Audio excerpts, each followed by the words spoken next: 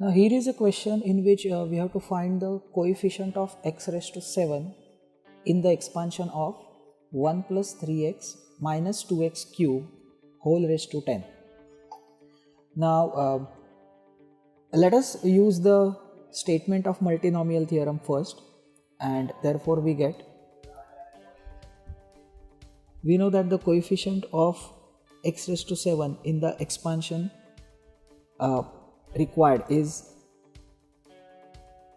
nothing but summation of. Now here we have, if you remember in the formula, we have n factorial, and since n is 10 here, we have 10 factorial here, whole divided by, let's call the three required indices as say a1, a2 and a3. So therefore we divide by a1 factorial, a2 factorial, a3 factorial, and next we raise 1 to the power a1 because it is the corresponding index. The next term is 3x, which we raise it to a2, and the last term is minus 2x cube, which we raise it to a3. So this basically entire thing which is written here is the term in the expansion of given expression using the multinomial theorem. Now since we have to find the coefficient of x raised to 7, now let us first simplify this. So therefore we will get 10 factorial whole upon a1 factorial, a2 factorial, a3 factorial. 1 raised to a1 is always 1.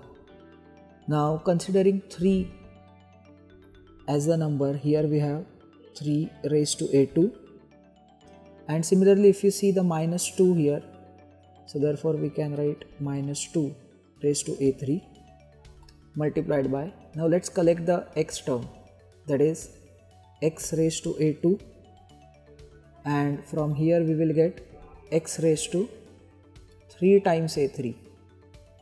So therefore together we will get 10 factorial upon a1 factorial, a2 factorial, a3 factorial into 3 raised to a2 into minus 2 raised to a3 into x raised to a2 plus 3a3. And of course here we know that the sum of the three indices must be equal to 10. Now since we want the coefficient of x raised to 7 term, therefore we must equate this to x raised to 7. So that means we must have a2 plus 3a3 is equal to 7. Now since here we have the addition of just two terms involving the variables a2 and a3, and thus their sum is 7, which is small. So therefore we can definitely write down the possible values and see which combinations we get. Correspondingly, let's write a1 also.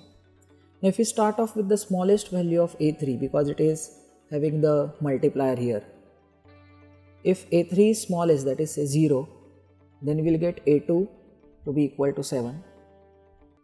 Then if we take a3 as 1, then 7 minus 3 is 4, so a2 will be 4. And if we take a3 as 2, then 7 minus 6, we are left with 1. We cannot go into the negative. So these are the only three possibilities of assigning values to a2 and a3. Now pertaining to this, we can now easily calculate a1 because sum of all these three must be 10. So therefore in the first case we have a1 as 3, in the second case we have a1 as 5, and in the last case we have a1 as 7. So here we get three possible varieties of assigning a1, a2 and a3 the respective numbers. So therefore the coefficient of x raised to 7 is nothing but summation of the respective numbers for these particular three arrangements. So that is nothing but you have 10 factorial divided by, so pertaining to first possibility, it's 3, 7 and 0. So therefore here we have 3 factorial into 7 factorial into 0 factorial. Now next term is 3 raised to a2, so that means it is 3 raised to 7 multiplied by minus 2 raised to a3, which is 0 here, so which is ultimately going to be 1. Now this was the first term. Similarly we have to calculate the term for the second combination, that is 5, 4 and 1. So there we have 10 factorial whole divided by 5 factorial into 4 factorial into 1 factorial multiplied by 3 raised to, now here a2 is 4, so here we have 3 raised to 4.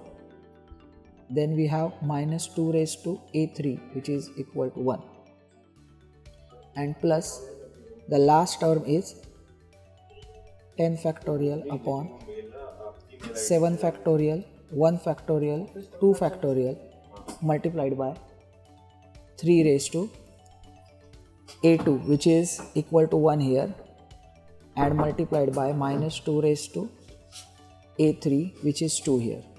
So on solving this, we will get finally the coefficient of x raised to 7 in the required expansion.